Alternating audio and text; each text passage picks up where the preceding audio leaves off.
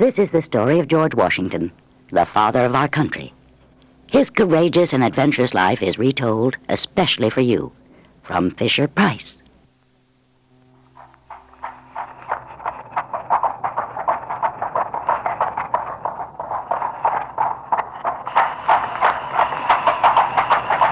March 1748. In the Shenandoah Valley in West Virginia lay cold and desolate before the three men who rode forth to survey it. Three men, equipped with only surveying instruments and a few small rabbit traps, who were to live in that wild, uncharted land for a month. The leader of the expedition was Mr. William Sims, an established Virginian surveyor. On one side of him rode Judd Brentwood, an Indian scout.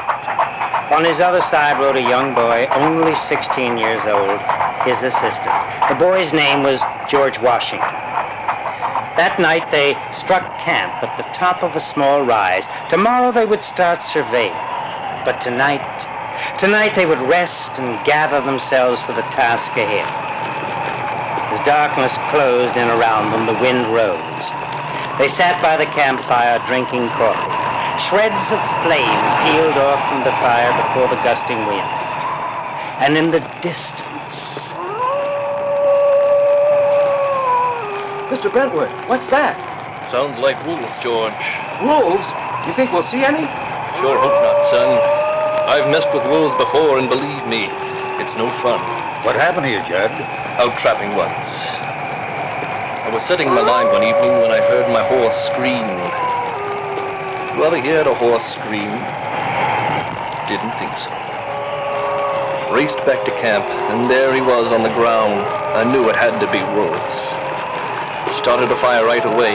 You got to get a blazing fire going or you don't stand a chance. And I waited for him to come back. Give me some more coffee, will you? Thanks. Round about nightfall, I heard him coming. Yeah, they sounded like that, only louder, and coming closer. Soon I could see them. Looked like shadows creeping along the ground. A lot of them all crouched behind the brush. I cocked my gun and backed up to the fire. Suddenly, one sprang right at me, and I fired and I got him. After that, the others pulled back. No noise for the longest time. Silence. And then, about midnight, I hear the noise. Sounds like a baby crying. Human baby. All alone in the night with those wolves.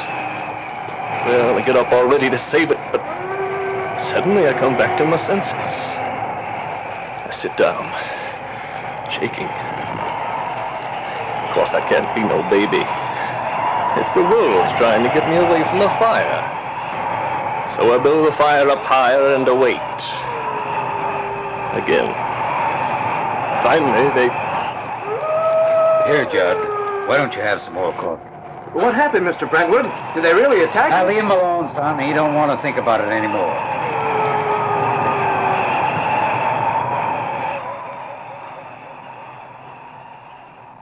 All that next day the men surveyed. The afternoon was brisk and fresh, but toward evening dark clouds rolled in from the hills to the west. That evening, before Judd went out scouting, he set out a trip line that would warn the others if anything were coming toward the camp. Then, as George and Mr. Sims set up camp, he rode off to scout the area for Indians.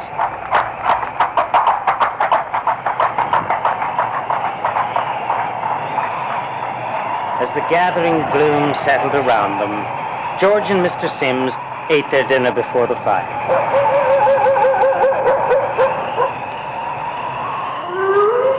Those wolves again. Wish Judd was back.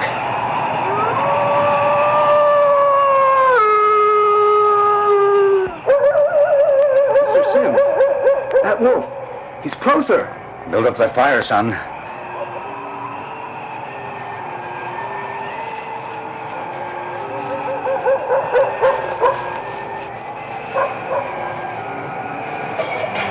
Something tripped that line. Where are they? Look, son. There they are. Where? Slipping up by that bush. Hand me my gun, son. Here it is. One of those wolves. Mr. Sims, behind us! Got him! He's a big devil. There go the others. Scared them off.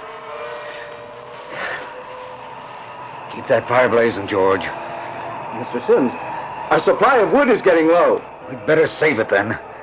Let it burn down. Darkness closed in on the men as the roaring fire shrank to a heap of glowing coals. The wolves still howled in the distance, but suddenly the wind brought the sound of something approaching. Here they come again. Keep that wood ready, son. They're getting closer. Look, there they are. Whole lot of them this time. Shall I throw the wood on? No, wait. Wait till they're in range. Mr. Sims, they're almost on top of us. Now, son, throw it on. But Mr. Sims, look. Put that gun down, Sims. What are you aiming to do? Shoot me? It's you, Judd. And with... Can't you see it's just me and my Injun friends here? We would have come sooner, but we had to scare off a pack of wolves back a bit. And so a group of Indians, with Judd at their head, stepped into the light of the campfire. Come on, you two. We're going to have a little party. And to George's astonishment, the Indians sat down by the fire and brought out several wild turkeys. All that night they feasted. Finally, as great strands of pink cloud sailed across the sky toward the rising sun, the Indians set off hunting again.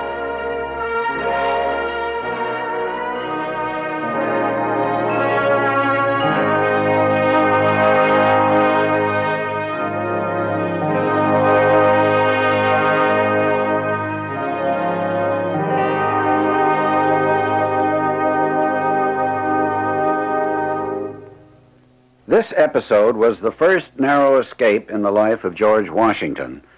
He was to have many more. Time and time again in battle, he would ride into the thick of flying bullets and come out unhurt. It was uncanny, almost as if he were protected by divine grace. But George Washington was to become a great leader, and luck alone does not make a great leader. It takes courage and a sense of duty and responsibility. And in the next important episode of his life at Fort Necessity, Washington was to learn the need for these great virtues. In 1753, when Washington was 21 years old, he was appointed Adjutant General of Virginia and was dispatched to the Ohio River, which formed the border between Ohio and Virginia, to warn the French to withdraw from lands there claimed by the British Crown.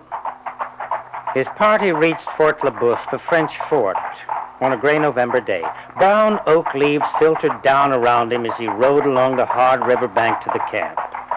There he was shown into the tent of the French commander, Le Gardeur. Welcome to my camp, gentlemen. May I be of service to you? Sir, I bring you a letter from General Dinwiddie by order of King George. Ah, yes, General Dinwiddie. I do hope your trip has been pleasant. Be seated, please. General Dinwiddie respectfully requests that you withdraw your forces from our lands, sir. Lands which were... Lands, monsieur? Why, do the British have lands here? Charming. And where are these lands? Sir, I am talking about the Ohio Valley, which was granted us by the king. Please, monsieur, you may have my hospitality for the night. Mais nous, we cannot grant your request. It is our absolute design to take possession of the Ohio Valley. Now, will you have some cognac, gentlemen? On his return to Williamsburg, Major Washington submitted his report to General Dinwiddie, which caused quite a stir when it was circulated in England. The English prepared to launch a campaign to drive the French out of the Ohio Valley. Before the British forces reached America, however, Major Washington was sent on a preliminary campaign against the French with only 200 men. At the edge of a thick woods, about 40 miles from the French position, they built a crude wooden fort, Fort Necessity they called it, and then pushed on toward the French.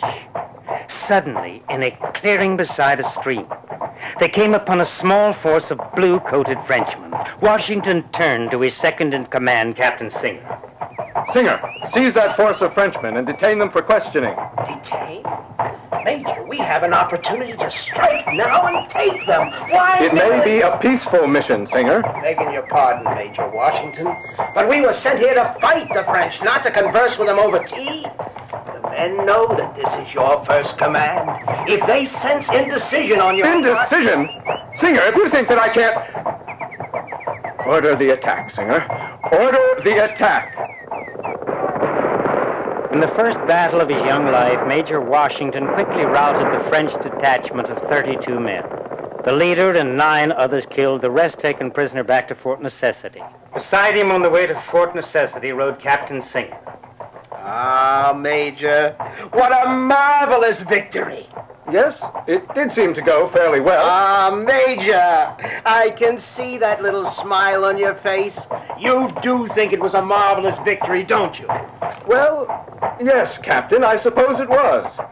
You know, there is something charming in the sound of whistling bullets.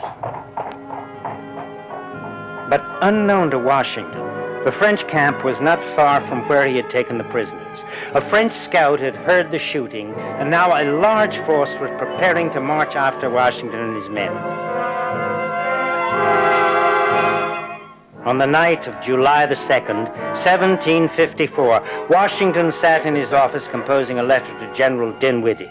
And in conclusion, it seems that the French are not so invincible as reports seem to indicate.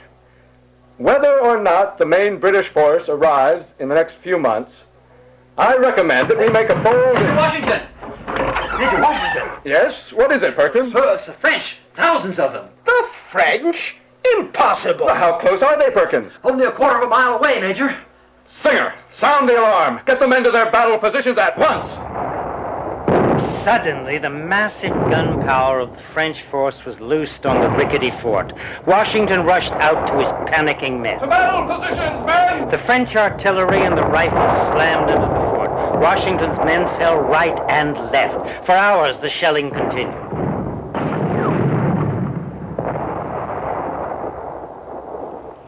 Finally, there was a lull in the fighting. Major Washington walked around the fort with Captain Singer, checking over his men. It had started to rain. One old soldier sat leaning half against the log wall of the fort. Major Washington stopped before him. See that this man's wound is dressed, Singer. Don't bother, Major. What's that, man? I said don't bother. I ain't gonna make it anyway, and you ain't either unless you surrender. What are you saying, soldier?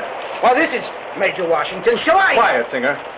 What are you saying, man? That you can't hold this fort, Major. That's the whole blasted French army out there. Singer, leave us for a moment. But, sir, shouldn't this Leave man us, be... Singer! Yes, sir, Major Washington. What's your name, soldier? Nat Dudley, Major. Dudley, I've made a serious error in judgment. I wish to ask your forgiveness. Forget it, Major. If there was anything I could do... No, you go back to the men. They need you. You're the only one who can get them out of this alive. Yes, Dudley. You're right. I am. Singer! Major? Raise the flag of surrender. Surrender? Major, we Raise can't the just... flag, Singer! I can't ask the men to endure this any longer. I wish it had been I, not them, who had to pay for my carelessness. The French forced Washington to sign a humiliating agreement that Virginia would build no more forts along the Ohio River for the next year. Then they allowed Washington and his men to march back to Virginia in defeat.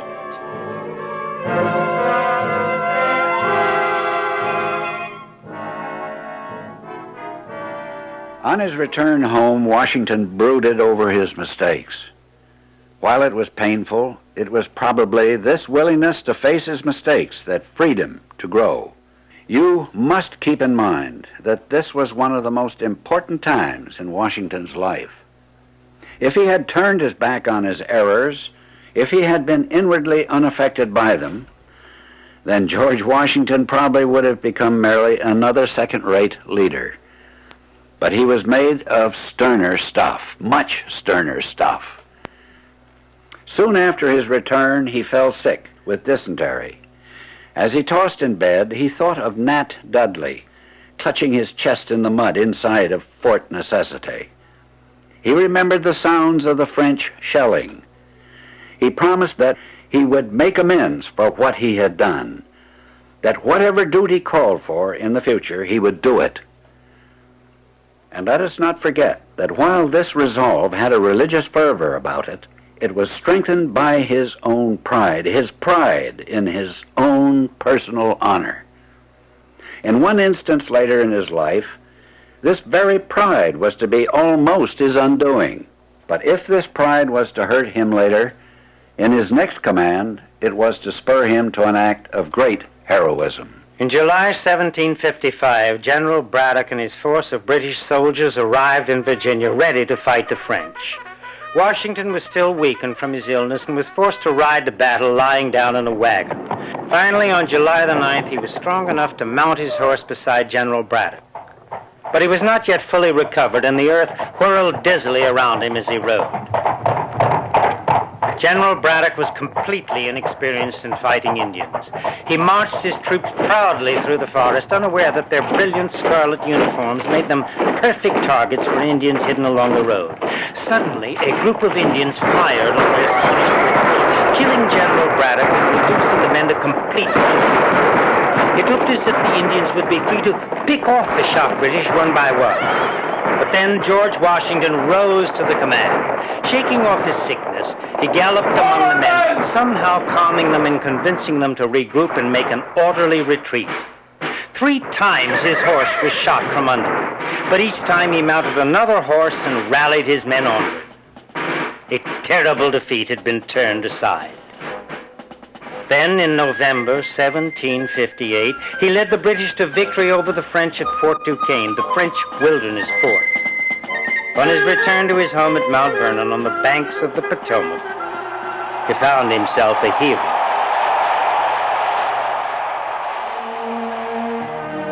So Washington had carried out his resolution, paid for his past mistakes. He retired now happily to Mount Vernon, the family plantation which he had inherited with the death of his half-brother Lawrence. What a magnificent place it was. Rolling hills, lush fields of tobacco, noble forests, all overlooking the stately Potomac River. And life there was as peaceful and rich as was the river. Days out in the fields, evenings spent in elegant partying.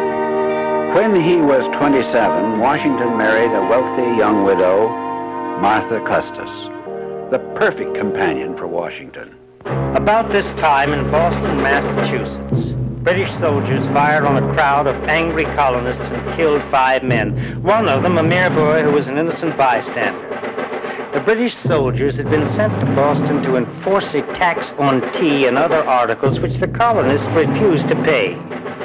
After this shooting, tension between colonists and British soldiers stretched drum tight. Colonial resistance against the British began to form. A secret supply of arms and weapons was stored by Patriot leaders in Concord, Massachusetts, half a day's march from Boston. Hearing of this supply, the British sent out a force on April 1775 to capture it. The colonists repulsed the British at the battles of Lexington and Concord. Suddenly, war had broken out. War? With England? To George Washington, at first the idea made no sense. Like all the colonists, he had been raised a good British citizen, loyal to the British king. But gradually, his strong sense of honor led him towards the unalterable conclusion that the colonists must fight the British to keep their rights. It was a difficult decision for him to make, to join the Patriot cause, because all that he loved, Mount Vernon, Martha, and their children, cried out to him to remain neutral, to remain on the plantation of Mount Vernon. In 1775, he attended a Patriot meeting in Williamsburg, and the letters he and Martha exchanged here demonstrate the difficulty of the decision that he had to make.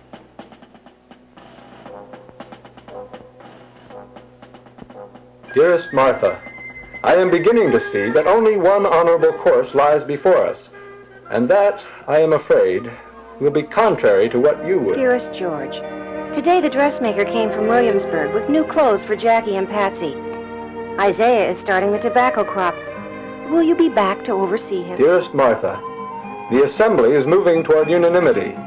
What further proofs are needed to satisfy us that the British are designing to fix the rights of taxation? What hope from petitioning? Shall we, after this, whine and cry for relief when we have already... Dearest George, today Jackie asked me when Father would be home. I told him I would write and ask if events will allow you to come back. Dearest Martha, the die is cast. I could wish that the dispute had been left to posterity to determine, but the crisis has arrived when we must assert our rights or submit to every imposition that can be heaped upon us, till custom and use make us tame and abject slaves.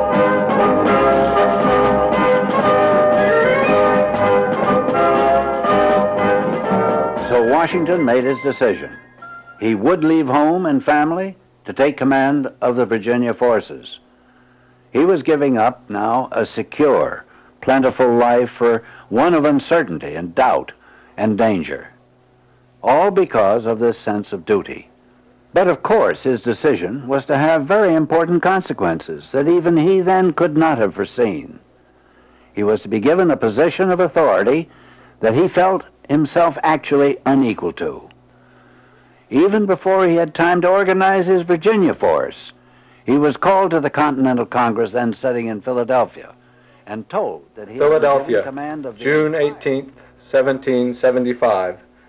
My dearest, I am now set down to write to you on a subject which fills me with inexpressible concern, and this concern is greatly aggravated and increased when I reflect upon the uneasiness I know it will give you.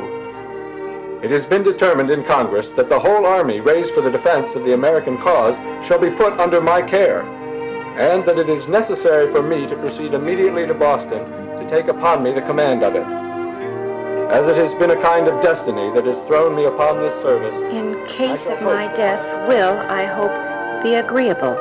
I shall add nothing more, as I have several letters to write, but to desire that you will remember me to your friends, and to assure you that I am with the most unfeigned regard, my dear Patsy, your affectionate husband. Arriving in Boston, Washington found that he had inherited a very poor army with little discipline and no order. He had to direct much of his initial effort simply towards tightening discipline. But whether the army was good or bad, his task was to drive the British from Boston. He quickly saw that the only way to drive them out was to blast them out with cannon. After Henry Knox, his colonel of artillery, returned from Fort Ticonderoga with a large supply of cannon, Washington opened fire. Finally, the British retreated, and on March the 17th, St. Patrick's Day, he led his troops into the city as the British sailed out of the port in defeat.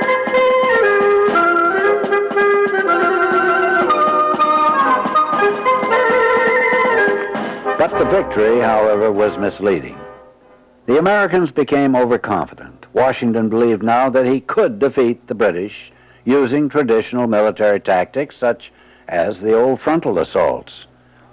In his pride at the recent victory, he had forgotten the lesson that he was supposed to have learned back in the French and Indian War, namely, that the best way to defeat a numerically superior enemy is through surprise attacks. And in the disastrous campaign with the British that followed in New York, Washington was now to relearn the lesson only too well. After the victory at Boston, Washington ordered his men south to fortify New York City. He split his troops, sending half to Manhattan and half to Long Island. The troops dug in, waiting for the British to attack. Finally, on August the 27th, 1776, the British attacked the force on Long Island. Instantly, Washington's mistake became clear. By dividing his forces in half, he had made it possible for the British to attack each half separately. The British could conquer first one, then the other of Washington's forces. The night of August the 29th, after suffering great losses, Washington ferried the remainder of his Long Island force across the East River to Manhattan. But there again they were surrounded. and forced north. And then finally the British captured the fort, which the Americans had erected even farther to the north, overlooking the Hudson.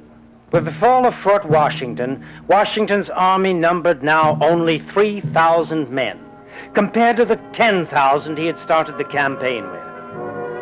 He was retreating through New Jersey with little hope ahead. The British now controlled New York and could, if they chose, chase after Washington's force and destroy it. Washington felt now defeated. All of his strategies had failed miserably. Winter was closing in. His men were beginning to desert. Enlistments would soon be up. What could Washington do to raise troop morale, to keep his army together? It was at this point that Washington remembered the lesson of the French and Indian War. The only way to hold his own with the British was to do the unpredictable, to take them by surprise, to hit them when they were least expecting it. And he must do it right away if he hoped to keep his army together. Across the Delaware River in Trenton, New Jersey, were stationed a large number of British soldiers and Hessians, German soldiers who had been hired by the British. Flushed with the victory at New York, they were setting up camp for the winter, unaware It was Christmas night, December 25th, 1776. Washington now ordered his shivering men to do the impossible, to cross the ice-choked Delaware and march on to Trenton. All that night, the Marbleheads, Washington's hardiest brigade, ferried soldiers across the river, holding off the dangerous blocks of ice with long poles. Abraham Johnson and Seth James were two of the men who waited to cross the river that fateful night.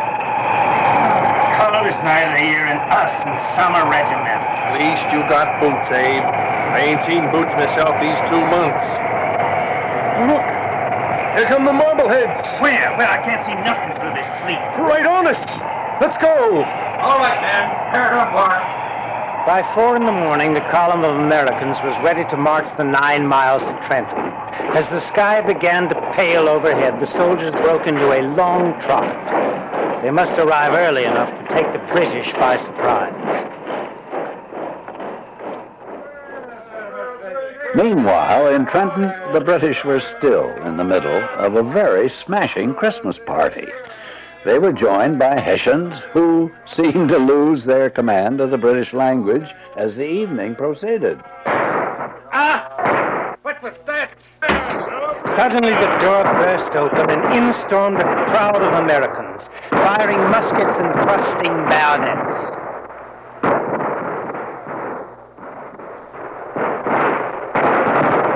The gamble had paid off. Washington's army killed the British commander, Colonel Rahl, and captured the entire company of 1,000 men. But there was still one more surprise that Washington had up his sleeve for the British. Soon afterwards, the British, with their superior force, had Washington pinned against the Delaware River.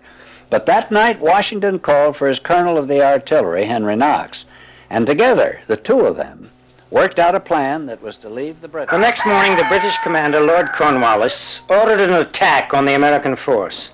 His men marched stolidly forward, bracing themselves for the rebel fire. But it never came. As they halted beside the river, they found only a few smoldering campfires. Lord Cornwallis was astonished. Where had the Yankees gone? Washington's gamble had paid off again. That night his men had slipped around silently around the British force, leaving only a few men behind to keep the campfires burning as usual. The British had suspected nothing. That morning, Washington's force circled around the British and slammed into the rear British lines in the college town of Princeton. The Americans swept through the town triumphantly and continued on to Morristown, New Jersey, where they set up their winter quarters. A satisfied George Washington reviewed the year.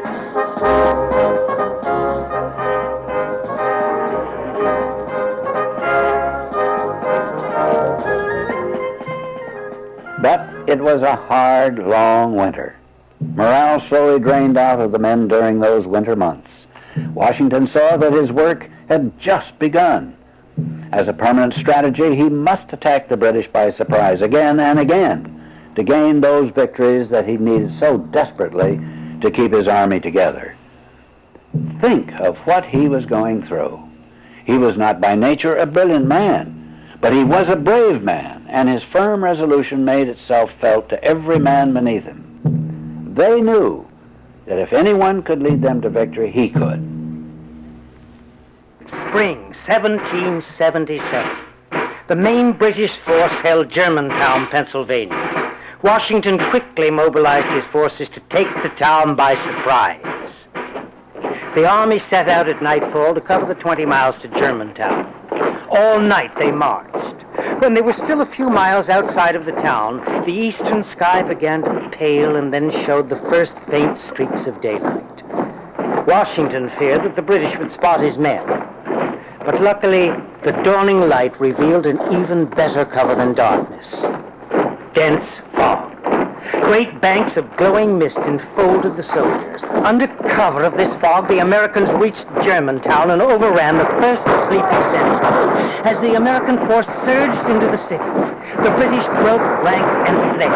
All that remained for a total rout was for Henry Knox to bring his cannon up to the front lines. At this moment, Knox, with his cannon, was just entering Germantown.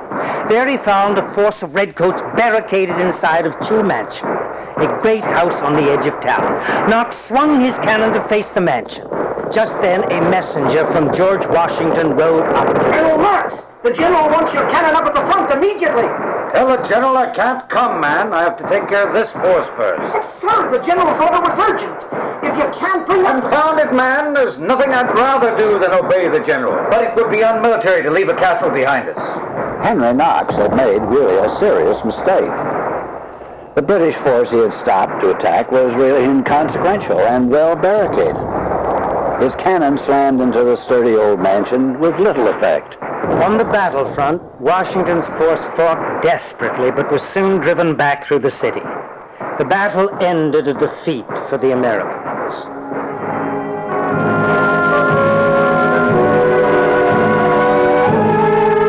That evening, Knox met with Washington.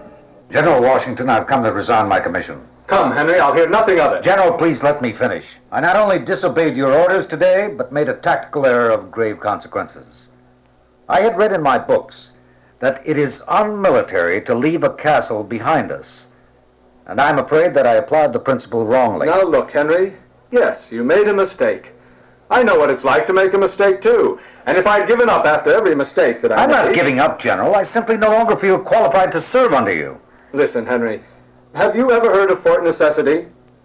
Yes, General, vaguely. Wasn't that a great victory for the French? That's right, Henry. And my first command. I was careless. I made a terrible mistake.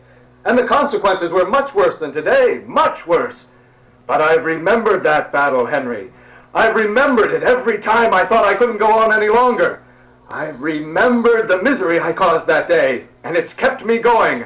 Do you think I'm a brilliant man, Henry? Well, General, that is... No, you're right. I'm not a great thinker like Jefferson. I'm not a great scientist and diplomat like Franklin.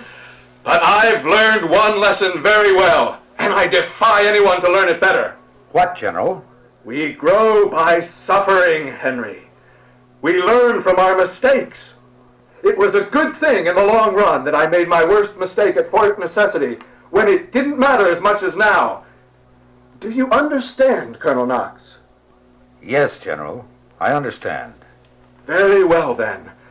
Because we're going to need you, Henry, in the months ahead. I'm afraid the worst is yet to come. And in fact, the worst did come that very next winter. Washington set up quarters for his army in Valley Forge, a small town in the Pennsylvania hills. Henry Knox long remembered that winter. It had already begun to snow when we struck camp. Most of the men were in rags. Many had no shoes. Supplies were low, sometimes no food for days. We had to build huts if we were going to make it through the winter. The men were so weak that it's a miracle we got them finished. If it hadn't been for General Washington, I don't think we would have. Washington lived in a tent like everyone else until the last cabin had been built. The men loved him. They would have done anything for him. The picture began to brighten for the Americans during February. They had finished their cabins and found enough wood to keep them well heated. Food and supplies began to come in from the neighboring countryside. And the camp received a huge lift this time with the arrival of one of the most amazing characters of the American Revolution. His name was Baron von Steuben, and he had once been a minor officer in the German army. Benjamin Franklin had met him in Paris, recognized his value, and recommended him to Congress with false credentials which he himself had helped to forge. It was one of the greatest services, actually, Franklin ever did for his country. Von Steuben spoke little or no English, but he plunged into his role as drill master with unabashed enthusiasm and characteristic German efficiency. Soon the entire American army knew how to march, how to form ranks.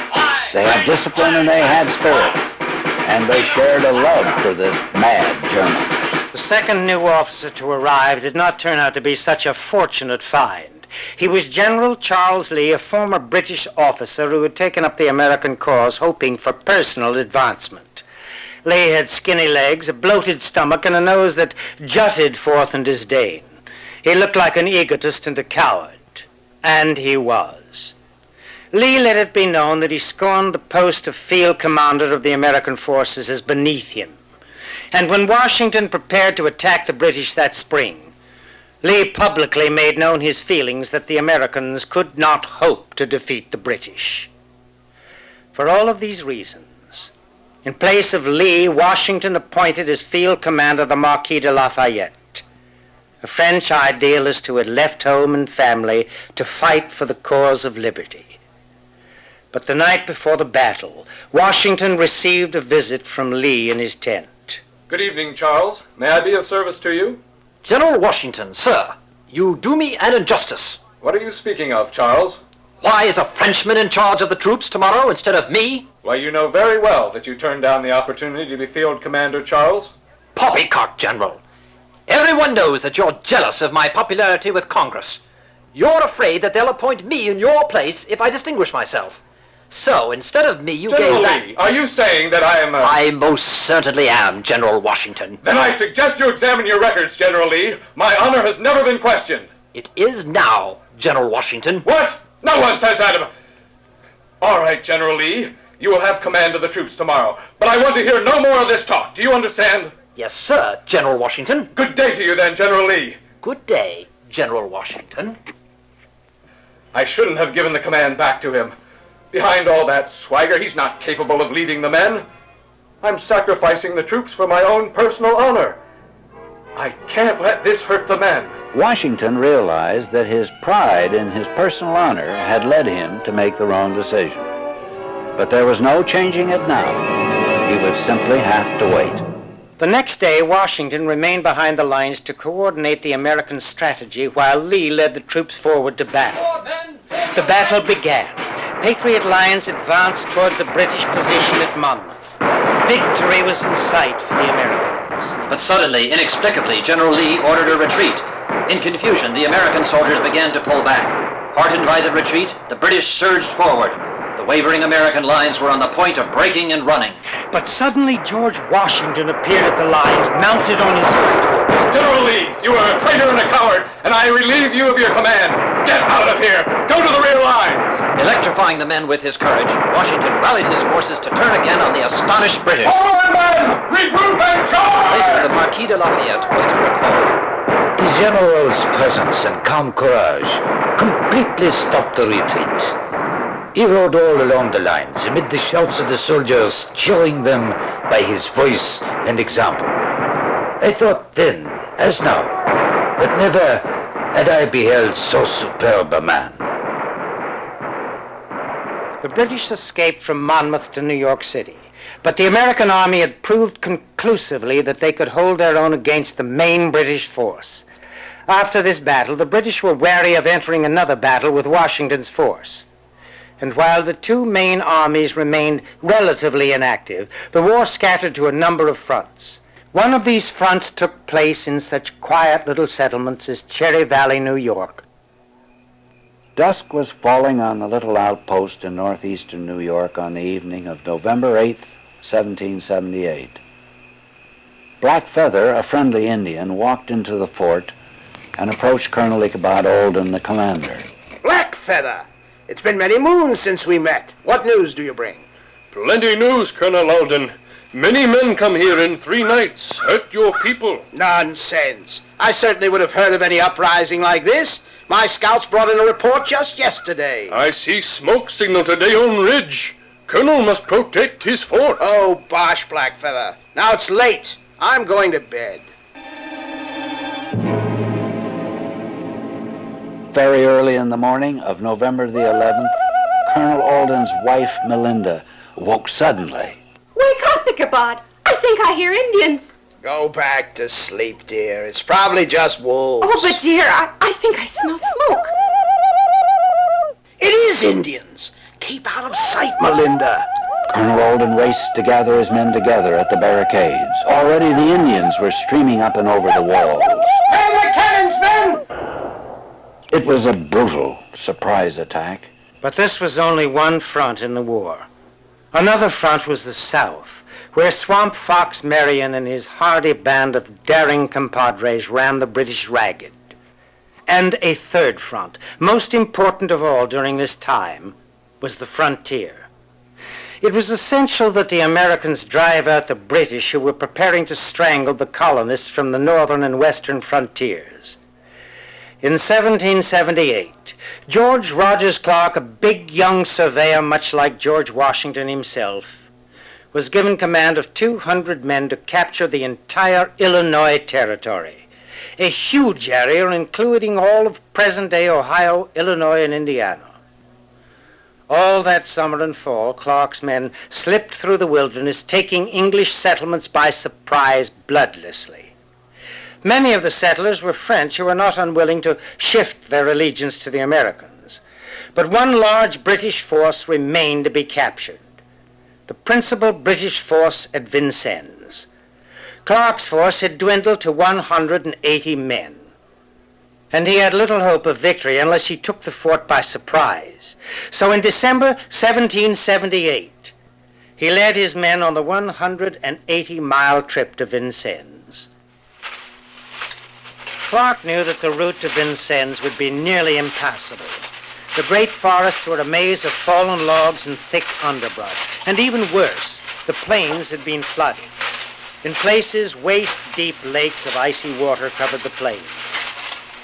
For the first 160 miles, the going was surprisingly easy.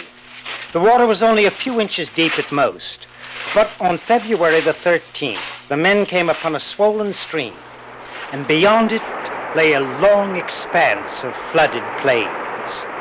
Rogers had no choice but to order his men forward, and plunging into the chest-high icy water, he forded the rushing stream. Behind him, his men followed, holding their muskets and powder high above their heads to keep them out of the water. But as they slogged out of the stream onto the flooded plain, they still found themselves in knee-deep water. For the next 10 days, the shivering men forged along behind their leader. The going had become so rough that they could only make 2 miles a day.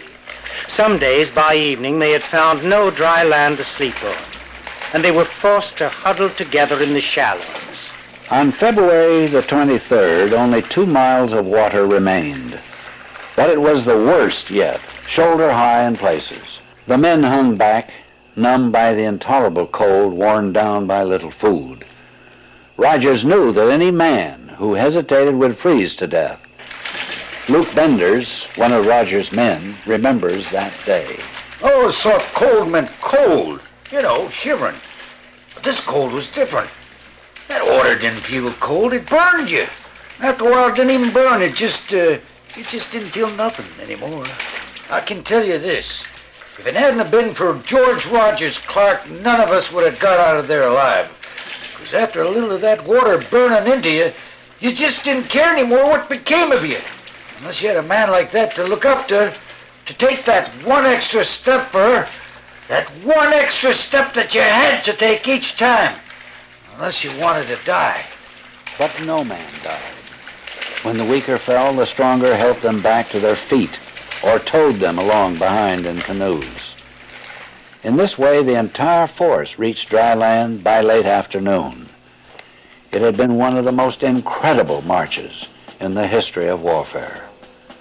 That evening, Rogers broke his force into small increments, each carrying a division flag to fool the enemy into thinking that they were being attacked by a large army of many divisions. The astonished British force fell for the ploy and quickly surrendered, leaving George Rogers Clark and the Americans master of the entire frontier territory.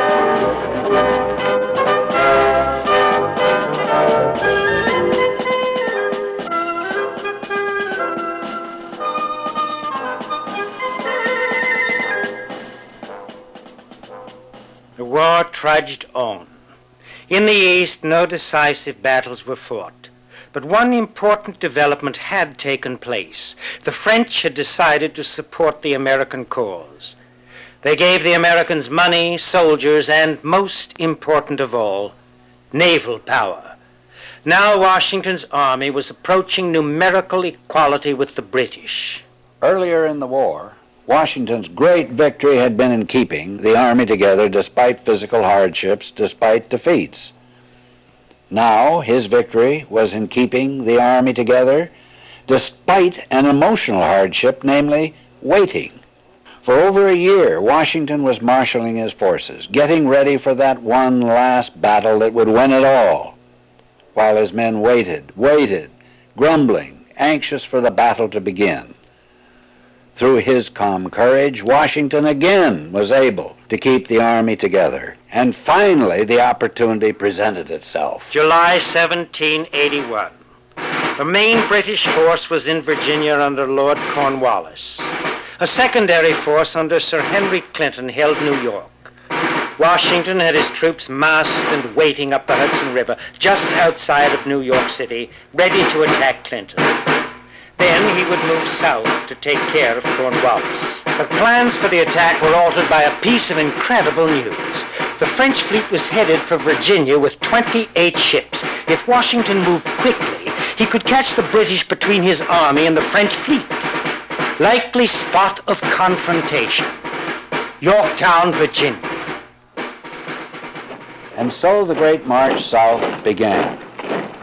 It was a hot summer. Men dropped of exhaustion and were carried along in carts. Washington summoned all of his personal resources to make sure that the army kept a tight march schedule. If they could get to Virginia quickly, this could be it.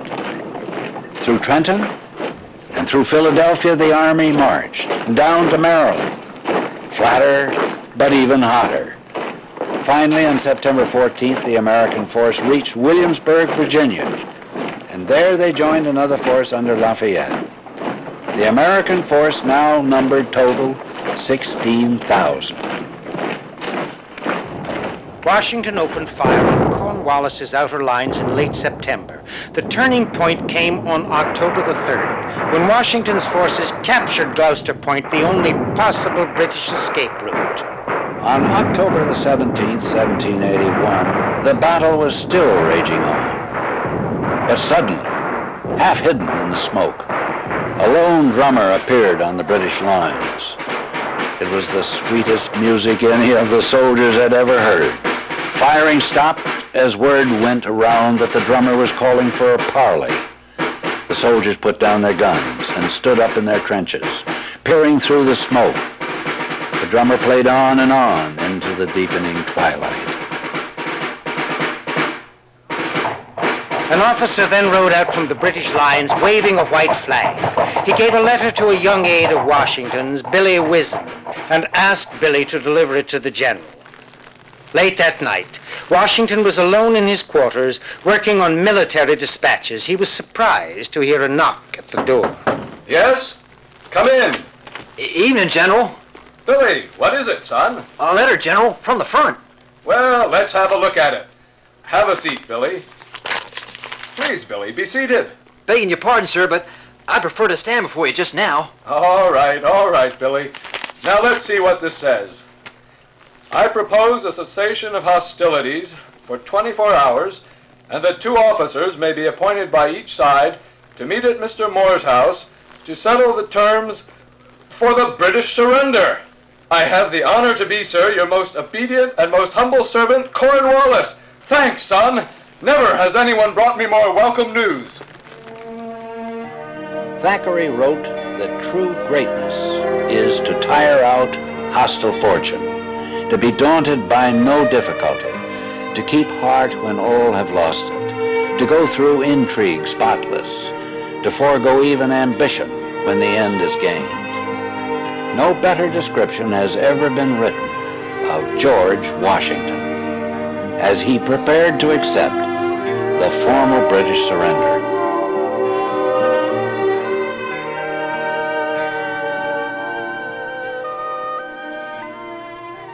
The day of the formal surrender of the British Army was clear and crisp.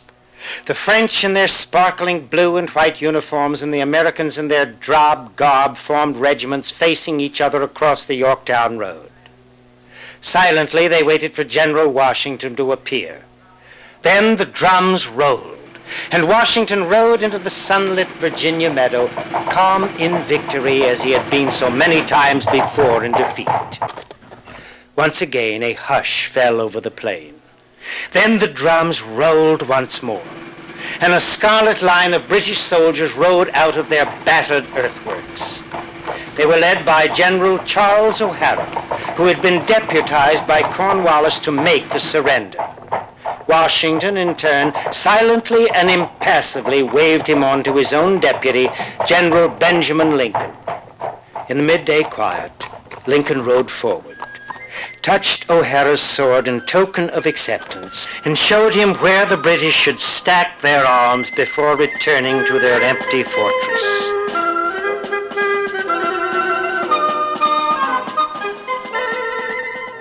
But with the end of the war also came farewells, and few farewells have ever been as touching as that between Washington and his staff. It is the 4th of December, 1783, a bitter cold day. The thin winter sun filters in the well-polished windows of the old Delancey mansion at the corner of Pearl and Broad Streets in New York City. One by one, members of Washington's staff file into the elegant dining room until they all stand about, curiously quiet and ill at ease for a party. Then there is a stir in the hall, and the great man himself comes in. Washington's hand shakes as he fills a glass. Others pick up their silverware, but they do not eat, staring at the floor with lowered heads. Then their eyes turn to their leader, who slowly, with difficulty, is beginning to speak. With a heart full of love and gratitude, I now take leave of you. I most devoutly wish that your later days may be as prosperous as your former ones have been glorious and honorable. I should say so. Sir. I cannot thank each of you individually. I cannot express. It would be more than... Gentlemen, I would request that each of you come and take me by the hand. The first to make his way slowly across the room was Henry Knox. Washington reached out to take Knox's hand, but then embraced his colonel of the artillery as he remembered that evening after the Battle of Germantown when he had almost lost his most trusted officer. The others received the same heartfelt farewell from their commander-in-chief. Benjamin Talmadge, Washington's chief of intelligence, later recalled, "Such a scene of sorrow and weeping I had never before witnessed. Not a word was uttered to break the solemn silence or interrupt the tenderness of the scene."